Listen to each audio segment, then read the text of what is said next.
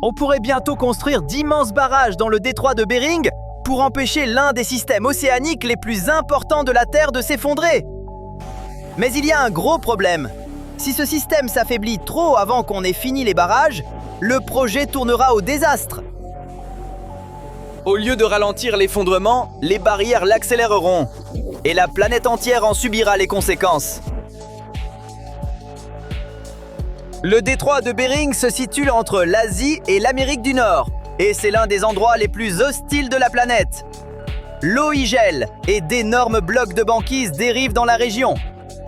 Des tempêtes y font rage et de puissants courants traversent cet étroit passage.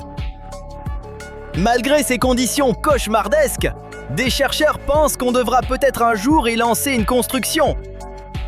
La raison, c'est l'AMOC, un vaste système de courant de l'océan Atlantique qui transporte de l'eau chaude autour de la planète. Il fonctionne comme un gigantesque système de circulation de chaleur. Sans lui, les températures dans une grande partie de l'hémisphère nord changeraient radicalement. L'AMOC est immense.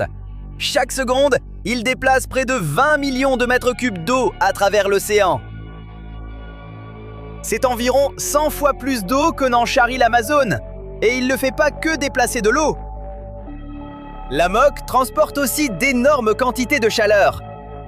À peu près autant d'énergie qu'1 million de centrales électriques. Mais ce système se déplace très lentement. Une partie de l'eau qui circule dans ce système peut rester dans les profondeurs jusqu'à 1000 ans avant de remonter à la surface. L'AMOC contribue aussi à maintenir la vie marine. Quand l'eau se déplace, elle transporte des nutriments à travers les océans, ce qui nourrit d'immenses écosystèmes marins dans le monde entier. Et près du Groenland, une partie du système extrait le dioxyde de carbone de l'atmosphère et le piège en eau profonde, contribuant à refroidir naturellement la planète. Mais aujourd'hui, les scientifiques pensent que l'AMOC s'affaiblit. Selon une étude, il pourrait ralentir de 43 à 59% d'ici la fin du siècle. Si cela arrive, certaines régions d'Europe pourraient connaître des hivers bien plus froids. Le niveau de la mer le long de la côte est nord-américaine monterait. Les régimes de pluie changeraient et l'agriculture serait durement touchée dans certaines zones. L'effondrement de l'AMOC augmenterait les températures mondiales d'environ 0,2 degrés Celsius. Ça peut sembler peu, mais les conséquences seraient catastrophiques. Alors, les scientifiques ont cherché un moyen de ralentir cet effondrement. Et la bonne réponse pourrait impliquer le sel.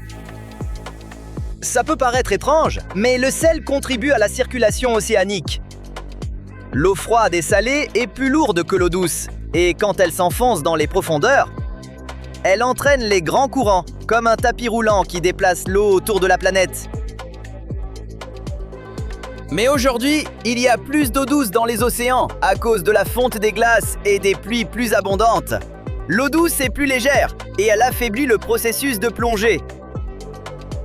C'est pourquoi les scientifiques s'intéressent au détroit de Bering en ce moment.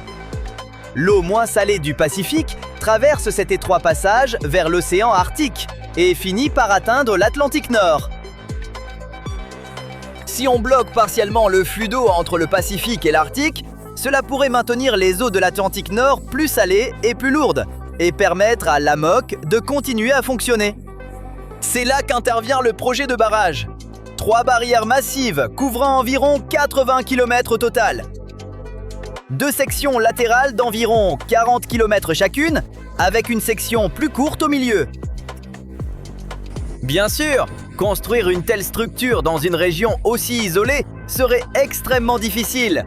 Il faudrait des navires, des matériaux, des ouvriers, du carburant et des engins lourds. Et tout cela devrait fonctionner dans des conditions glaciales, entouré de banquises en mouvement et par un temps violent. Le coût pourrait atteindre des centaines de milliards, voire des milliers de milliards de dollars. Et tout ça pour une seule raison, empêcher le système de circulation océanique de s'effondrer. Si ça marche, des populations en Europe n'auraient pas à affronter des hivers d'un froid extrême. La côte est de l'Amérique du Nord pourrait éviter une hausse dangereuse du niveau de la mer et les océans continueraient à refroidir la planète. Fait intéressant, l'idée du barrage n'est pas sortie de nulle part. Il y a très longtemps, le détroit de Bering était naturellement bloqué à différentes périodes de l'histoire de la Terre. Et les spécialistes pensent que lorsque c'est arrivé, la moque est devenue plus stable. Malheureusement, l'ingénierie des barrages n'est peut-être même pas le plus difficile, c'est vrai. Le détroit de Bering se trouve dans des eaux arctiques isolées, pleines de glace dérivantes, de tempêtes glaciales et de courants extrêmement puissants. À de nombreux endroits, l'eau fait environ 50 mètres de profondeur. C'est à peu près la hauteur d'un immeuble de 15 étages. Évidemment, construire des barrières géantes là-bas serait extrêmement difficile. Mais il y a un problème encore plus grand. Construire cela nécessiterait d'immenses accords internationaux, et ce n'est pas un simple projet d'infrastructure. La structure pourrait directement affecter la circulation océanique, les températures, le niveau des mers et la météo à travers la planète. Cela perturberait aussi l'une des routes maritimes les plus importantes de l'Arctique. Aujourd'hui, des cargos, des pétroliers, des navires de pêche et des expéditions scientifiques empruntent ce passage étroit. Si on le bloquait, cela affecterait le transport maritime dans le Grand Nord et transformerait complètement des écosystèmes marins qui existent là depuis des milliers d'années. Les dégâts environnementaux pourraient être énormes.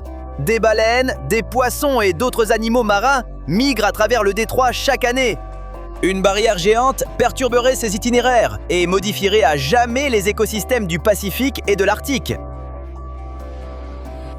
Et même si le projet fonctionnait, il ne résoudrait pas le problème de fond. La planète continue de se réchauffer et les glaciers du Groenland continuent de fondre. L'eau douce continuera de se déverser dans l'Atlantique par d'autres sources. Le barrage ne peut que ralentir une partie du processus. Le système climatique est incroyablement complexe. On modifie une partie de l'océan et ça déclenche des réactions en chaîne à des milliers de kilomètres. Alors, des scientifiques ont lancé des simulations informatiques pour voir ce qui se passerait si l'humanité bloquait le détroit de Bering. Le modèle a montré que le barrage pourrait effectivement stabiliser la moque, mais seulement si le courant est encore relativement sain au début des travaux. Dans ce scénario, l'Atlantique Nord devient plus salé. Cela donne au système un peu plus de marge avant que toute l'eau douce issue de la fonte des glaces du Groenland ne paralyse tout. Mais si la moque s'affaiblit trop avant la construction du barrage, l'effet pourrait s'inverser. Et au lieu d'aider la circulation, la barrière accélérerait l'effondrement. Tout cela parce que le barrage augmenterait probablement la banquise dans l'Arctique. Au départ, ça peut sembler positif. Plus de glace signifie généralement plus de lumière solaire renvoyée dans l'espace. Moins de chaleur reste piégée en surface. La région se refroidit davantage, et ce refroidissement peut aussi produire encore plus de glace. Mais toute cette glace supplémentaire réduirait aussi l'évaporation. L'eau de l'océan s'évapore, elle monte dans l'atmosphère, mais le sel, lui, reste. C'est l'un des principaux moyens par lesquels l'eau de mer devient plus salée avec le temps. Imaginez que vous faites bouillir de l'eau salée dans une casserole. À un moment, la vapeur s'échappe, mais le sel reste. Plus l'eau s'évapore, plus l'eau restante est salée. L'océan fonctionne de façon similaire, et si l'évaporation ralentit, moins d'eau quittera la surface, et l'océan restera plus doux au lieu de devenir plus salé. Pour la moque, c'est une mauvaise nouvelle, car tout ce système repose sur de l'eau froide et salée qui plonge dans les profondeurs de l'Atlantique. Si l'eau devient trop douce, la circulation s'affaiblit encore plus.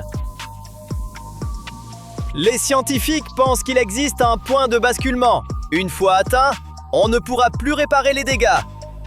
Selon les modèles, dès que la moque s'affaiblit d'environ 16%, le barrage cesse d'aider et aggrave le problème. Et le plus effrayant, c'est que personne ne sait si on est déjà proche de ce seuil. Même les experts admettent que malgré la puissance de nos modèles climatiques, les océans de la Terre sont extrêmement chaotiques. De minuscules changements peuvent entraîner des effets massifs, mais des décennies plus tard, ce qui nous amène à une conclusion inconfortable. On parle de murs géants en travers des océans et de remodeler l'Arctique, alors que réduire les énergies fossiles serait peut-être la solution la plus simple.